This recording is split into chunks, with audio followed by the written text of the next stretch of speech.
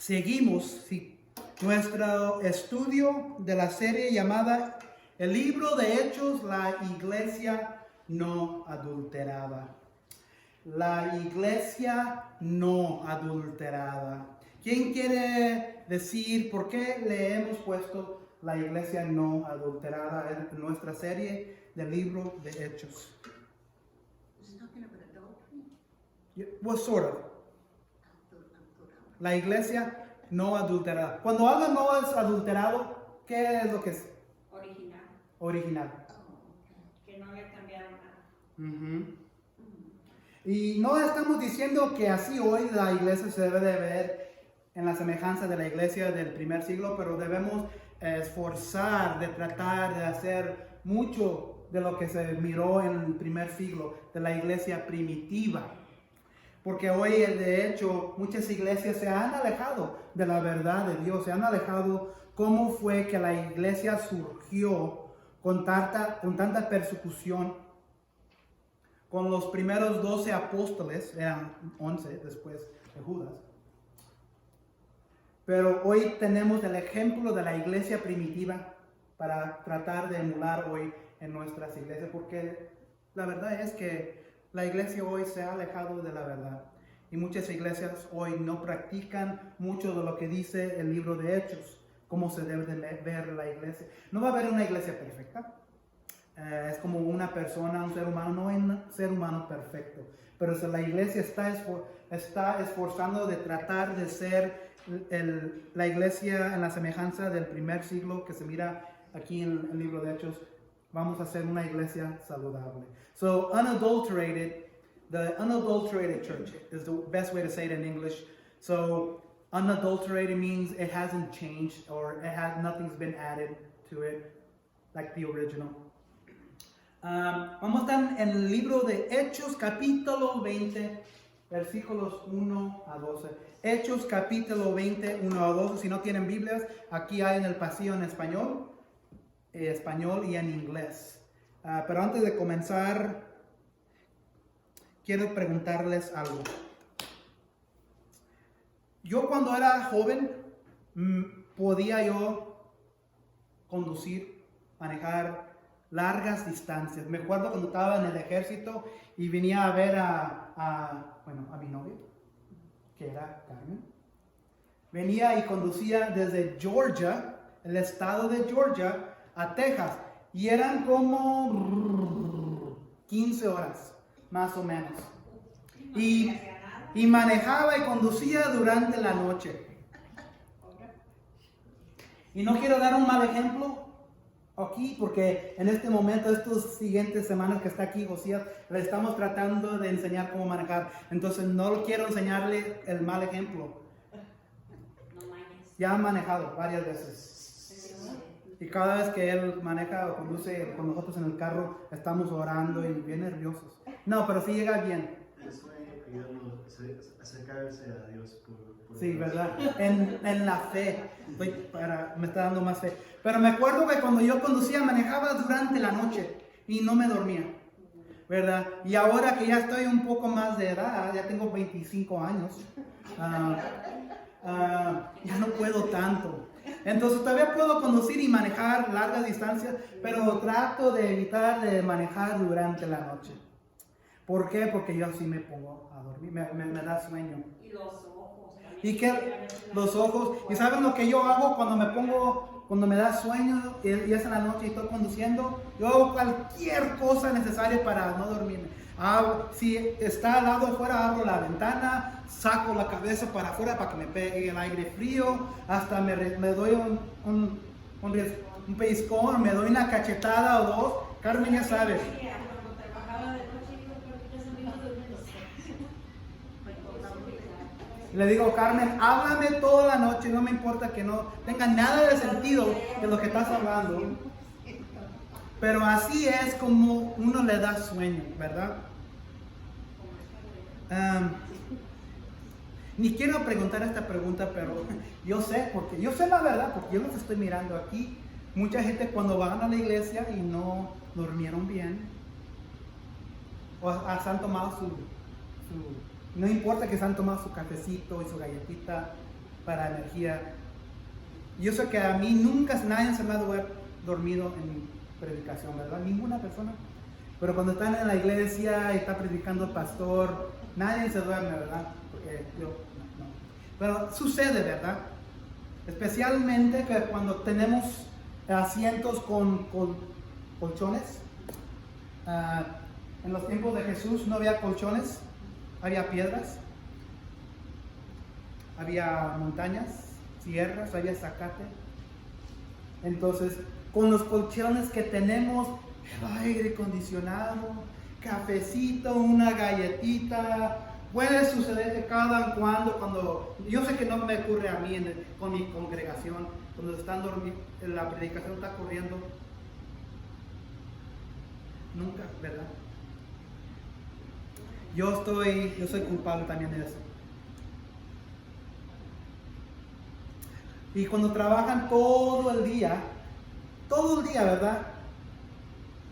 O están parados todo el día, o trabajan duro todo el día, llegan a la casa, ¿qué es lo primero que hacen?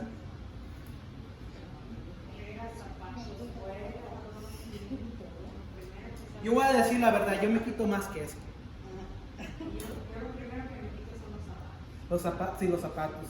Me pongo unos chores, una camisa, me pongo a leer o algo. O miro la televisión. Hay unas veces que me voy a dormir, porque yo sé que muchos de ustedes tienen trabajos pesados y es necesario dormir, descansar. Hoy vamos a hablar de dormir. Hoy vamos a hablar de tratar de esforzarnos de no dormir. Porque cuando estamos hablando de no dormirnos, estamos hablando de no dormirnos en la fe, en nuestra caminata con Dios. Porque lo que sucede cuando uno se duerme atrás del volante de un carro, ¿qué va a pasar? ¿Sí?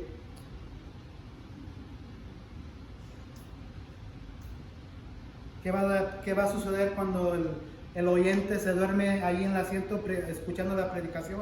Va a ir el pastor, le va a dar una cacha. No, eso no va a pasar. No, pero hoy vamos a hablar de no dormirnos en la fe, no caer muertos en nuestra caminata con Dios. Capítulo 20 de Hechos, vamos a estar en los versículos 1 a 12. Vamos a ver 3 verdades hoy. 4 verdades. Y he titulado mi sermón hoy, Dios está allí en tu oscuridad, aun cuando caes, para resucitarte con vida. Dios está allí en tu oscuridad, aun cuando caes, para resucitarte con vida. 3 verdades vamos a cubrir hoy, 4 verdades. Dios obra mediante el poder de la iglesia y su gente. Dios usa muchas fuentes, muchas luces, mucha gente de la iglesia para mantenerte alerto a Dios. No hay excusa para que te duermas. Si estás viviendo en el borde, ¿qué es un borde? La orilla. Si estás viviendo en la borde espiritualmente, serás vencido por la oscuridad y caerás de la verdad de Dios. Número 4, deja que Dios te envuelva con su poder de amor, de resurrección nuevamente, y vive. Vamos a regresarnos aquí. Pablo ya está en su tercer viaje misionero. Comenzó de Antioquía, fue hasta aquí, y la última vez en la historia, ¿qué miramos? ¿Qué es lo que sucedió en Efeso? ¿Se acuerdan? Llegó Pablo allí a predicar y luego muchos vinieron a Jesucristo, pero ¿quién se alborotó y quién se enojó? ¿Se acuerdan? Los que hacen plata. ¿No te escucho? ¿Qué sé? Los que usan plata para hacer esta parte. Sí, había mucha idolatría allí. en Efesos. Y entonces allí en Efesos, cuando Pablo predicó la verdad, el evangelio de Dios, sucedió que se alborotó los que estaban haciendo las estatuas de, ¿recuerdan cómo se llamaba? La diosa reina. Artemisa. Lo que se alborotaron los que hacían las estatuas y lo querían encarcelar, lo querían golpear. Y después de todo eso, salió que el gobernador, el que estaba encargado, dijo, este hombre no ha hecho nada, vamos a dejarlo ir libre. Y es ahí donde comenzamos la historia. Entonces, de aquí vamos a ver que Pablo recorrió hasta aquí. Y hoy lo vamos a encontrar aquí en Grecia, un poco, en Corinto, quizás. Porque de aquí quiere él regresarse a Antioquía, a la iglesia que lo envió, que lo comisionó. Pero algo pasa y sucede aquí, que él siente algo que va a suceder en el barco, porque él pensaba irse en barco, quizás directo hasta acá, o a lo mejor por el mar, por la salida. Pero él se da cuenta de algo aquí, y luego en vez de regresarse en barco a Antioquía, se regresa a estas regiones aquí. Pero vamos a ver cómo comienza. Entonces, la primera verdad es Dios obra mediante el poder de la iglesia y su gente. Porque de eso estamos hablando. Nunca la vamos a desviar, nunca la vamos a alejar de la verdad de lo que estamos estudiando en este libro, la iglesia. Versículos 1 a 7 del capítulo 20. Cuando cesó el alboroto, Pablo mandó llamar a los discípulos y, después de animarlos, se despidió y salió rumbo a Macedonia. Recorrió aquellas regiones alentando a los creyentes en muchas ocasiones y por fin llegó a Grecia, donde se quedó 3 meses. Como los judíos tramaban un atentado contra él cuando estaba en punto de embarcarse para Siria, decidió regresar por Macedonia. Lo acompañaron Sopater, hijo de Pirro, de Berea, Aristarco y Segundo de Tesalónica, Gallo de Derbe, Timoteo y por último Tíquico y Trófimo de la provincia de Asia. Estos se adelantaron y nos esperaron en Troas, pero nosotros nos zarpamos de Filipos después de la fiesta de los panes sin levadura, y a los 5 días nos reunimos con nosotros en Troas, donde pasamos 7 días. Aquí bien fácilmente podemos no mirar quizás que hay algo importante. Pablo aquí se placa el guato, se placa lo que estaba sucediendo, y Pablo sale aquí. Recurrió a las regiones alentando a los creyentes en muchas ocasiones. Porque eso es Pablo. Él quería recorrer todas las regiones donde había ido para edificarlos, exhortarlos. Y como los judíos tramaban un atentado contra él cuando estaba a punto de embarcarse para Siria. Siria es la región donde se encuentra la iglesia de Antioquía que lo envió a él. ¿Recuerdan hace mucho que la iglesia en Antioquía primero envió a Pablo y a Bernabé, ¿verdad? ¿Se acuerdan? Ya, eso fue el primer viaje.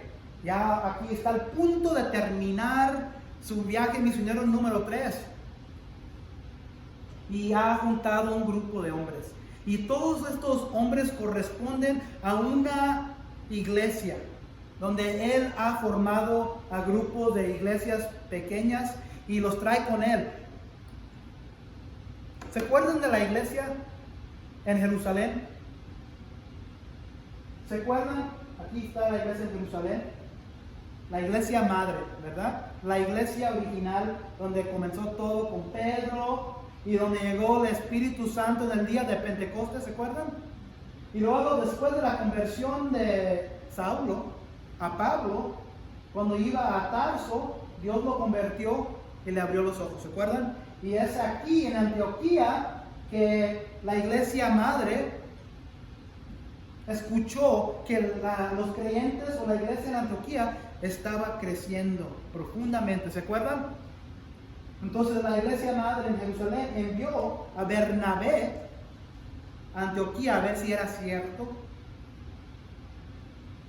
Y digo Bernabé, envíen para Pablo.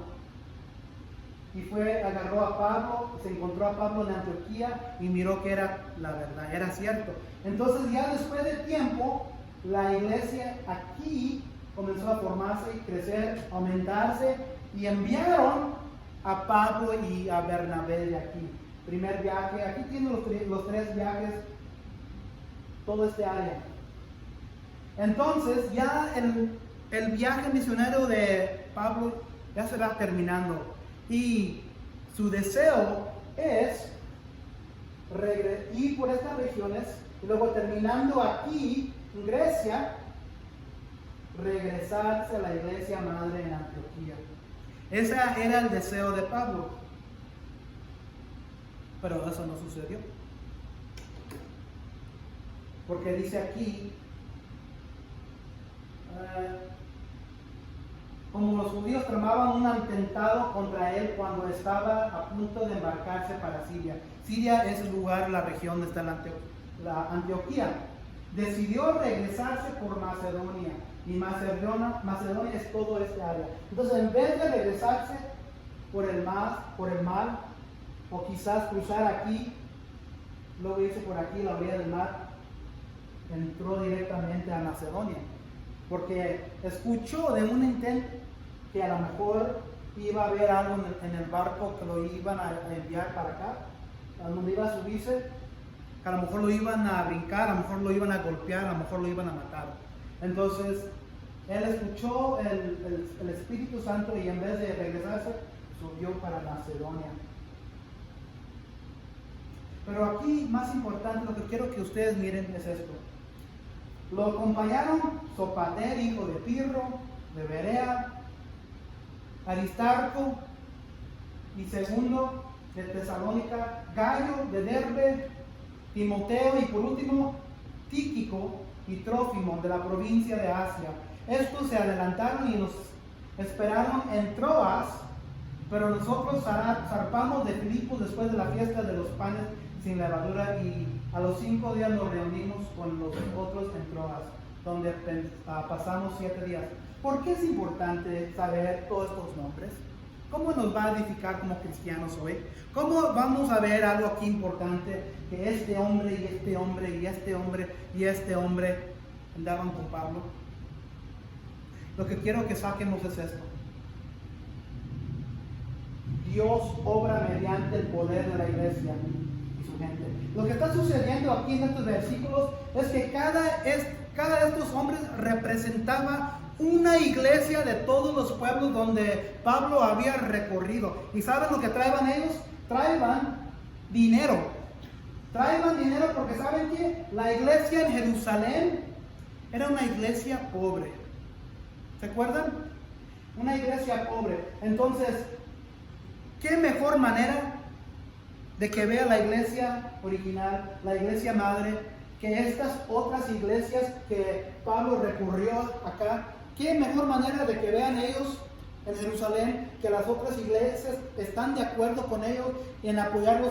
Es traer un representante de muchos de estos lugares. Entonces estos hombres iban con Pablo de regreso a la iglesia en Jerusalén con dinero, porque la iglesia madre en Jerusalén era una iglesia pobre.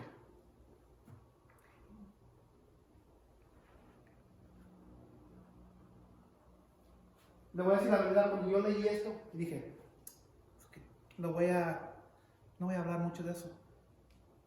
Pero es en estudiar un poco más, entrando profundamente a la palabra de Dios, comentarios, otros artículos, revisando otros capítulos en la Biblia, que me di cuenta que cada uno de estos hombres representaba muchas de las iglesias diferentes en los otros pueblos, iban con Pablo para ayudarle a la iglesia madre para darle dinero, porque no tenían mucho dinero.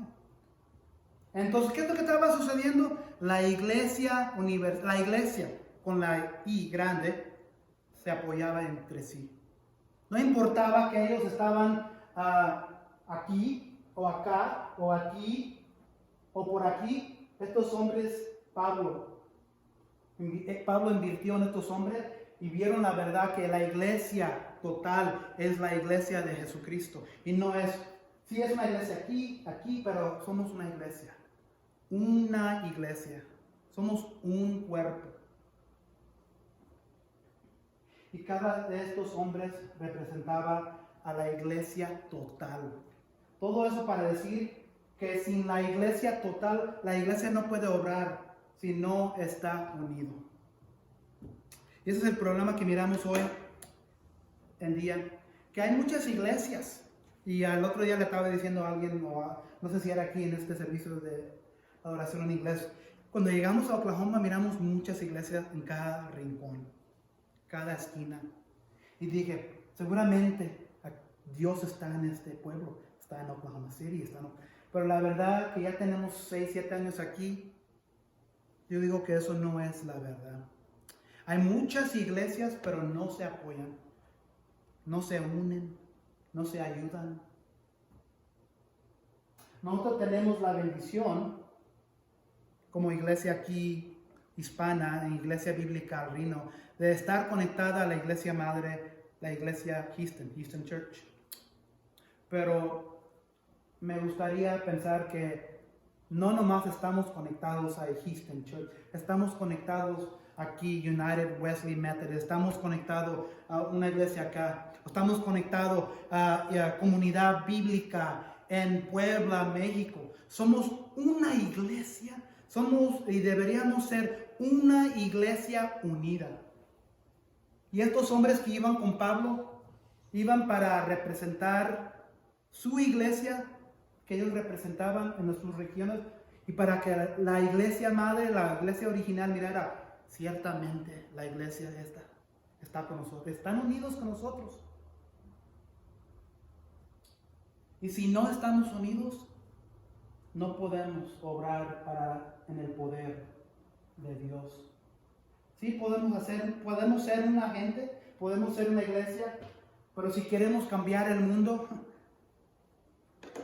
no podemos hacerlo si no estamos unidos. No podemos hacerlo si estamos divididos. Esa es la iglesia no adulterada.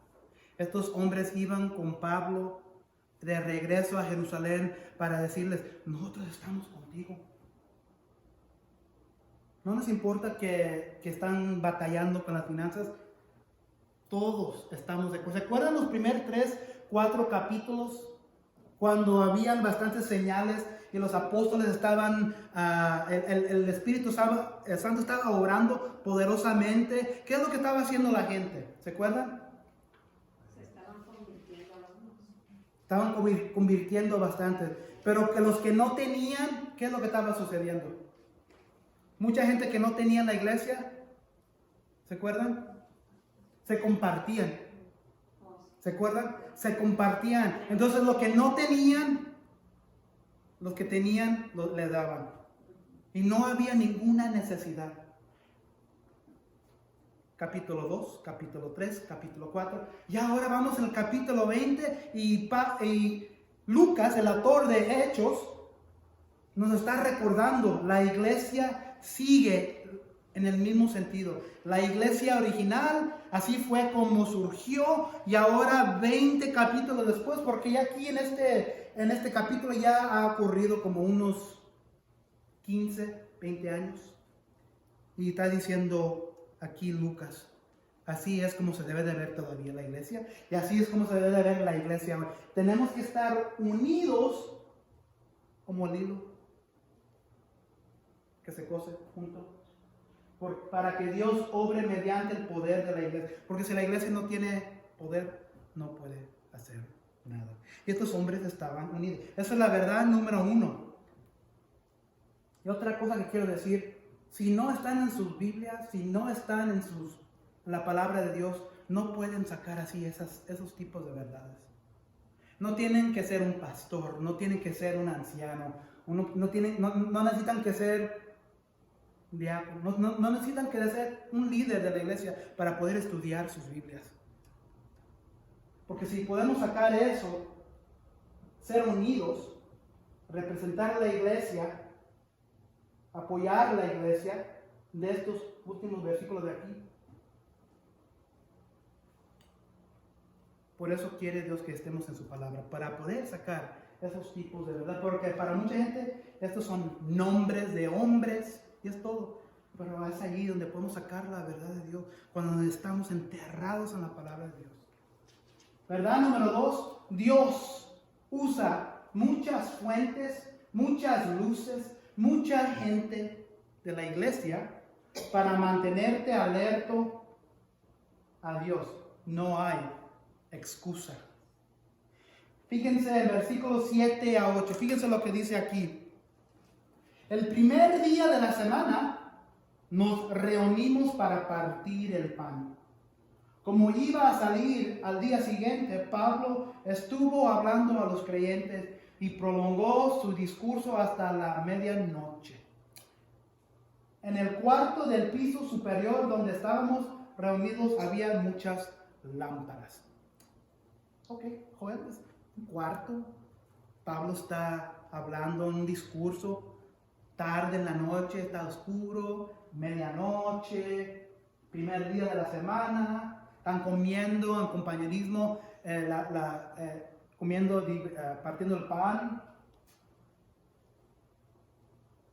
Estaban en el piso alto. Había muchas lámparas. ¿Y de dónde saco que Dios usa muchas fuentes, muchas luces, mucha gente de la iglesia para mantenernos alertos a Dios? Vamos a fijarnos porque esta historia representa más de lo que se mira en la superficie. Fíjense lo que dice en versículos 7 a 8.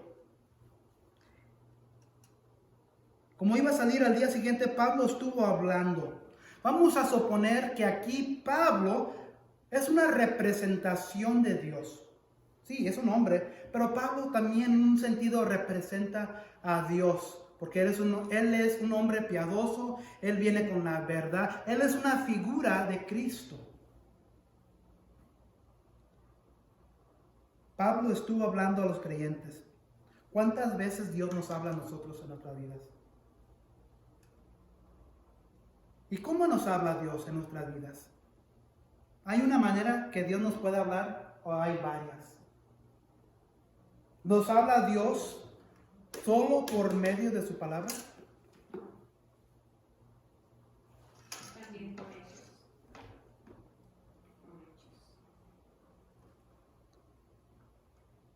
Pablo estuvo hablando a los creyentes y prolongó su discurso hasta la medianoche. Fíjense en el versículo 8, en el cuarto del piso superior, donde estaban reunidos, había muchas lámparas. Pues eso puede ser un símbolo que Dios ilumina tu vida con muchas diferentes maneras. Un discurso con un pastor, quizás en una predicación así como ahorita, el domingo en la iglesia. Hay bastantes creyentes, pero hay muchas lámparas para que no te desvíes de Dios. Otra lámpara sería ir a un estudio bíblico. Otra lámpara sería preguntarle al pastor preguntas sobre algo que no entiendas.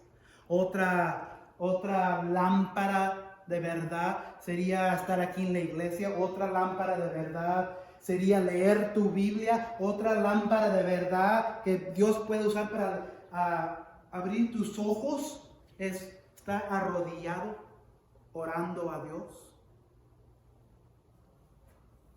Encontrarnos con personas. Rodearnos con personas que están caminando con Dios. Ellos pueden ser una lámpara Ustedes tienen amigos o amistades que son lámpara de Dios, que en el momento que lo miran a esa persona, ya sea un hombre o una mujer, sus almas son iluminadas. ¿Tienen una persona así en sus vidas? Entonces Dios usa no nomás una cosa u otra, Él usa varias. Aquí Pablo es una de esas fuentes. Pero el versículo dice que había muchas lámparas. Entonces no hay ninguna razón o excusa en nuestras vidas hoy para desviarnos de Dios, para caer. Todavía vamos a caer, pero no hay ninguna excusa. La iglesia tiene muchas fuentes, tiene muchas luces, tiene mucha gente para mantenernos alerta a Dios. Cada uno de nosotros tenemos un teléfono. Cada uno de nosotros tenemos una aplicación que podemos bajar para estudiar la Biblia.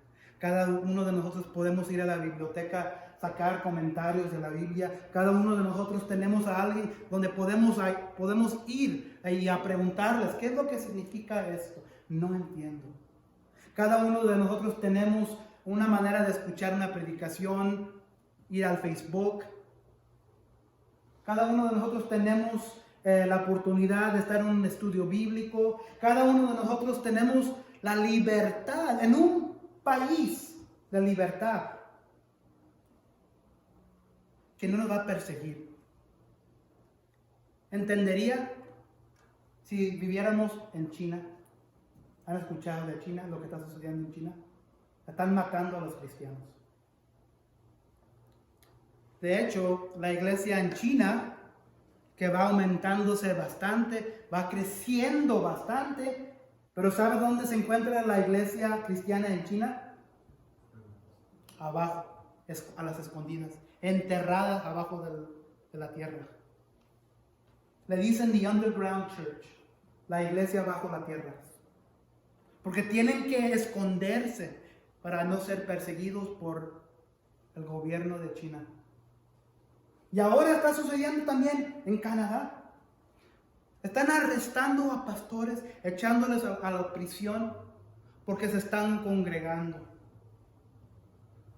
Pero aquí en los Estados Unidos no tenemos ninguna excusa. Tenemos muchas fuentes. Tenemos la libertad. Estamos bien bendecidos vivir en un país que nos permite congregarnos. Aún en el medio de una pandemia. Con nuestros teléfonos tenemos la aplicación de la Biblia, tenemos edificios, tenemos iglesias, tenemos pastores, tenemos el Facebook, tenemos el internet para poder subir al internet y buscar y esculcar, hacer búsquedas de comentarios de la iglesia. No tenemos ninguna excusa. Pero lamentablemente la iglesia en los Estados Unidos está bien dividida. Aunque haya muchas fuentes, muchas luces, mucha gente, muchas iglesias, y la iglesia en los Estados Unidos, y es lo mismo en muchos países. Yo sé que tenemos el placer, la bendición de tener a Josías viviendo con nosotros como un estudiante del colegio en la iglesia aquí bíblica Reno Houston Church, y él nos habla mucho de la iglesia en México, y la iglesia en México está igual. Está perdida. Queremos siempre decir, esa iglesia, ese pueblo, esa gente, está bien perdida. Pero fíjense, la iglesia en los Estados Unidos está igual de perdida. Y de hecho, Dios nos va a juzgar más. ¿Por qué? Porque cuando la gente en otros lados de la tierra piensan en los Estados Unidos, dicen, no, es una tierra, es una nación, es un país cristiano. Pero ¿saben la verdad? No somos el país tan cristiano.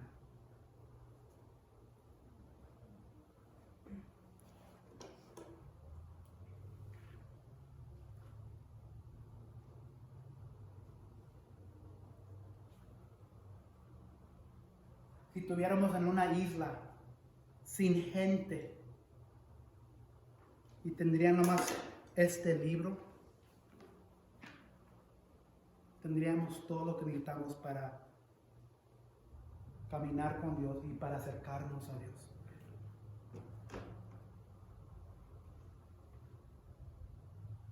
No hay excusa para desviarnos de Dios. Dios usa muchas fuentes, muchas luces, mucha gente de la iglesia para mantenernos alertos a Dios. No hay excusa. La verdad, y eso va directo a la verdad número 3, porque vamos a mirar lo que pasa. En un sentido, esto es un poquito chistoso. La verdad número 3 dice, si estás viviendo en la borde, en la orilla,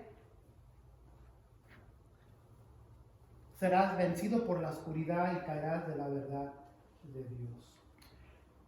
Un joven llamado Eutico,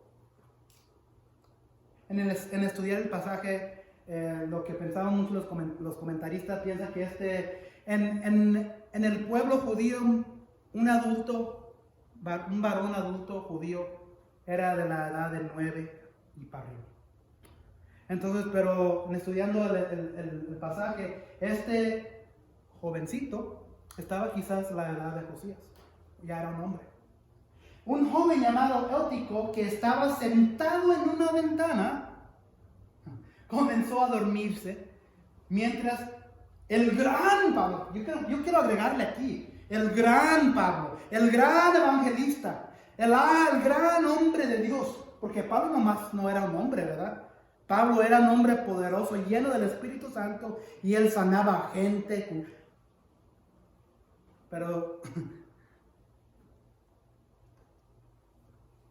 comenzó a dormirse mientras Pablo alargaba su discurso. Cuando se quedó profundamente dormido, se cayó desde el tercer piso y lo recogieron muerto. ¿Algunos de ustedes han sentado en la orilla de la silla? ¿Se han sentado en la orilla de la silla? ¿O están haciendo así y de repente ¡boom! Se caen? Si yo me caigo, Carmen se ríe. Pero si ella se cae, yo no puedo hacer ningún ruido. Pero este jovencito, este hombre, estaba sentado, estaba escuchando el discurso de Pablo. Y acuérdense que era medianoche, ¿verdad? Era medianoche. Había bastantes lámparas.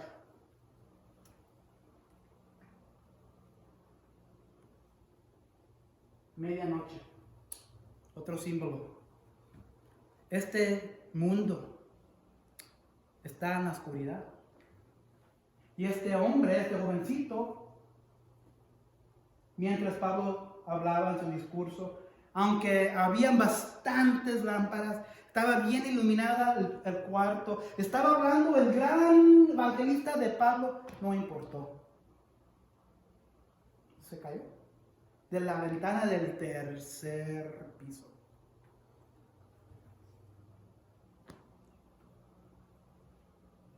¿Cómo se le dicen esas cosas donde brincan los niños?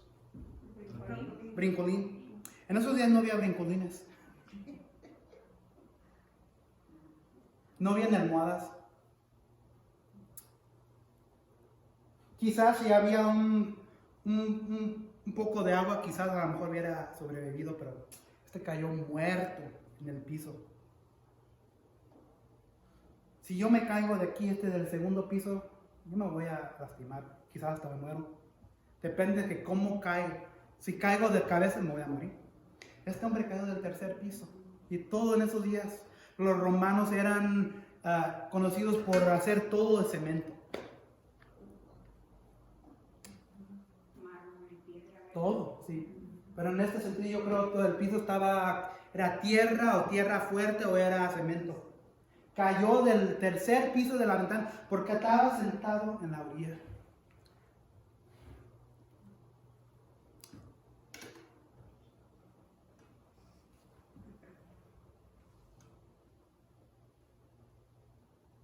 Mientras escucha a Pablo, un joven se duerme y se cae por una ventana muerto.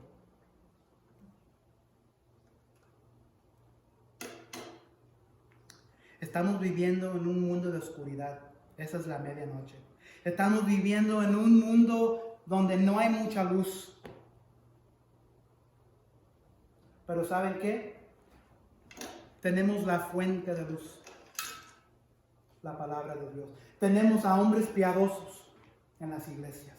Tenemos a diáconos, tenemos a ancianos de la iglesia. Tenemos tantas fuentes de verdad para poder iluminar nuestros ojos a la verdad de Dios. Porque yo sí entiendo que muchos pasajes en la Biblia no son fáciles de entender. Yo sé eso. De hecho, unos pasajes yo batallo. ¿Qué significa esto? ¿Cómo voy yo a tratar de aplicar esto a una congregación? Pero nomás porque yo soy un pastor, no es decir que ustedes tampoco no pueden hacer lo mismo. Este hombre estaba viviendo su vida en la borde. Estaban en la borde de la ventana. ¿Cuántos de nosotros estamos viviendo nuestras vidas en la borde, en las orillas? Tratando de caminar para Dios, escuchar la verdad. Queremos escuchar la verdad, pero también queremos estar acá donde está más refrescante el aire, donde se siente mejor. Todos vivimos en lugares calurosos, ¿verdad? Aquí en Oklahoma, aquí se pone 100 grados y se siente la humedad. ¿Y qué es lo que pasa? Sucede cuando se siente la humedad, se siente el calor y ya has comido una buena comida. Nos ponemos a dormir. El mundo llena nuestros estómagos de la mentira del mundo. Y luego viene el calorcito.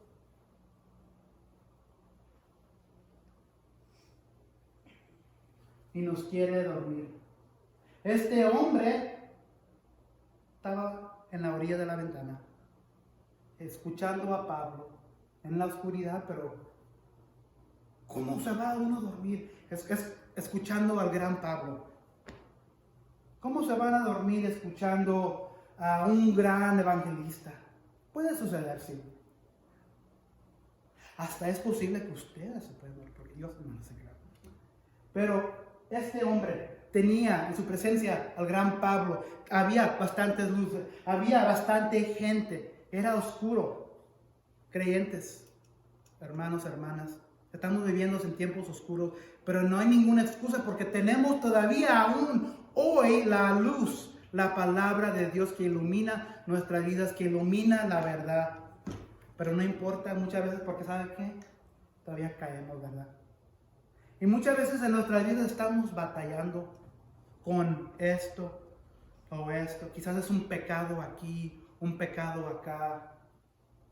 Y quizás es porque queremos estar un poco todavía cerca de la verdad de Dios, como este hombre. Pero también queremos estar aquí en la borde de la orilla. Porque queremos no escuchar toda la verdad, porque eso nos va a iluminar nuestros ojos. Si estás viviendo en la borde, serás vencido por la oscuridad y caerás de la verdad de Dios. Porque muchas veces no le damos suficiente respeto. No me gusta decirlo de esta manera, pero no le damos suficiente respeto a Satanás. Él es el rey de la oscuridad. Él es el rey de cerrar nuestros ojos. Él quiere que nosotros vivamos en la borde, en la orilla, sabiendo que no se necesita mucho para caer muerto, aún como cristiano. Si estás viviendo en la borde así en tu vida, para, porque vas a caer. Dios aquí en este pasaje está hablando, está diciendo, no hagas como este joven. Mantiénete alerta. Escucha la verdad de Dios. Sigue con tus ojos abiertos. Levántate. Haz algo en acción. Camina. Pero muchos cristianos andan desviados hoy en la iglesia porque se desvían y han caído a la muerte. Se han separado de Dios. No en el sentido de salvación, pero en el sentido de ser un hijo o hija de Él, que se ha desviado en el mundo. Hemos hablado mucho en el pasado de que cada uno de nosotros tenemos a familiar o amigos que se han desviado de la familia y están viviendo sus vidas pecaminosas, ya sea en drogas, ya sea en el alcohol, ya sea en el adulterio, ya sea póngale ahí el pecado. ¿Paran de ser su familia? No. Todavía somos parte de la familia de Dios. Aunque este fue en el sentido que estoy hablando, y yo sé que aquí Pablo está hablando a la iglesia, entonces está hablando al cristiano, a la cristiana. Pero como cristiano, cristiana, todavía podemos desviarnos y caer casi muertos. ¿Verdad? Número 4. Deja que Dios te envuelva con su poder de amor y resurrección nuevamente y vive.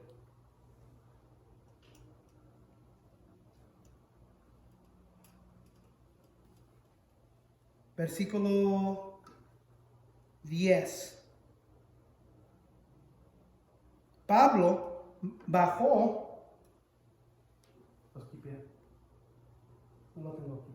Pablo bajó, se echó sobre el joven y lo abrazó. No se alarmen, les dijo, está vivo. Entonces Pablo baja, cae sobre él y diciéndoles que no teman, dice que el hombre vive. En el Antiguo Testamento había un hombre que se llamaba Eliseo, era un profeta, y había una viuda que tenía un hijo, y tenía este hijo que se había muerto. ¿Y qué es lo que hace Eliseo? En Segundo Reyes 4:34. Segundo Reyes 4:34 dice: entonces subió Eliseo y se acostó sobre el niño, poniendo su boca sobre su boca, sus ojos sobre sus ojos y sus manos sobre sus manos. Y mientras se estiraba sobre él, la carne del niño se volvió cálido. Resucitó. Y casi lo mismo que está haciendo aquí Pablo. Se echó encima de este joven. Estaba muerto, pero fue resucitado. Había un comentario que decía que el comentario de Pablo de que la vida del niño estaba en él se refiere a su condición después de haberlo ministrado.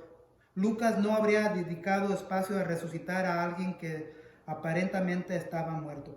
Entonces Lucas incluye esta historia aquí. ¿Pero por qué lo incluye?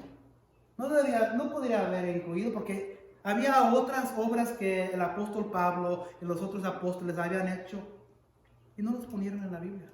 ¿Pero por qué puso aquí Lucas este pasaje? Para que viéramos que no nos duermamos.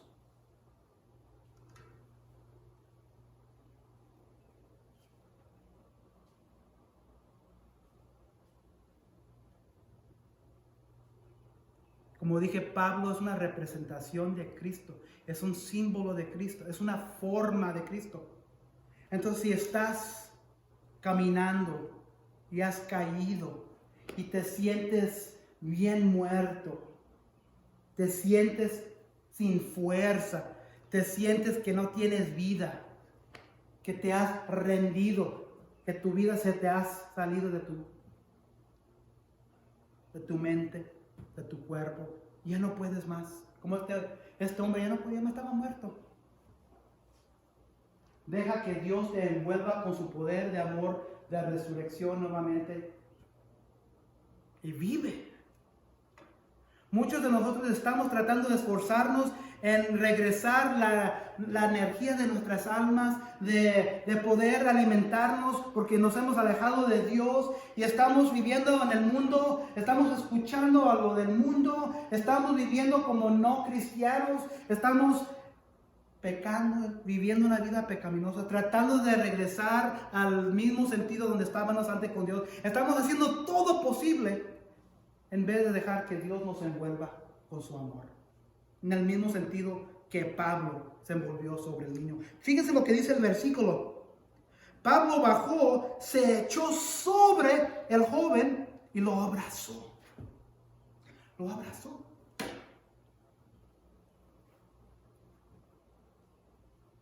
Si te has alejado de Dios y si te sientes que ya no tienes vida, te sientes bien deprimido, te sientes cansado, estás batallando, deja que Dios te envuelva con sus brazos para que te renueva con vida otra vez.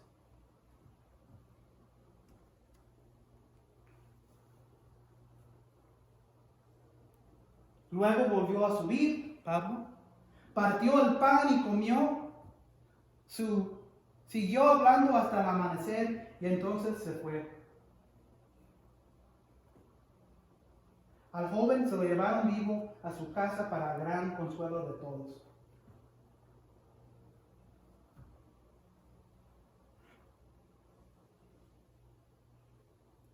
No tengo esta verdad aquí, pero lo tenía al principio. La verdad de aquí que sacamos es: sé guiado y consolado por la iglesia en la oscuridad de hoy, ya que es el poder viviente de Dios para ti. Entonces, ¿qué es lo que pasa? Pablo, sabiendo que ya hay vida en este joven, se regresa al discurso, se regresa a la iglesia, partió el pan, comió, siguió hablando hasta el amanecer y entonces se fue. Al joven se lo llevaron vivo a su casa para gran consuelo de todo. Otra vez, estamos hablando de la iglesia aquí. No hay ninguna excusa.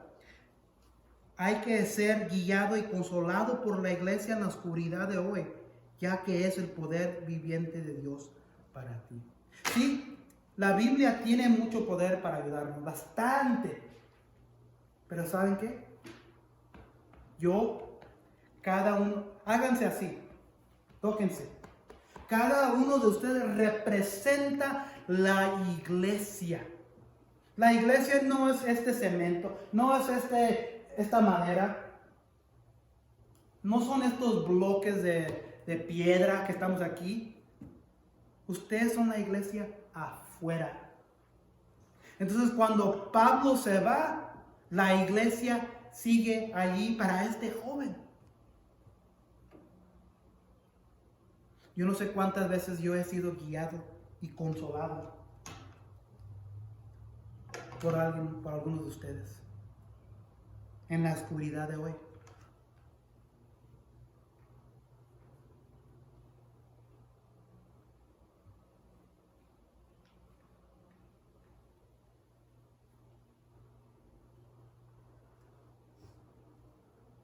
Son 5 verdades, de verdad.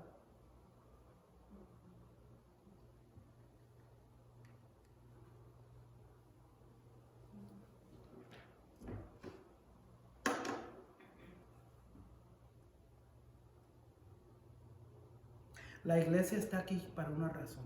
La iglesia fue instituida por una razón. Por una razón estamos aquí estudiando sobre la iglesia. Es porque tiene el poder de vida. Y cada uno de ustedes que han creído en Jesucristo tienen el fuego del Espíritu Santo en ustedes. Y cada uno de ustedes representa algo de la iglesia. Porque yo como pastor, yo puedo ayudar, yo puedo edificar, yo puedo hablar con ustedes, pero no es igual. Yo soy un hombre.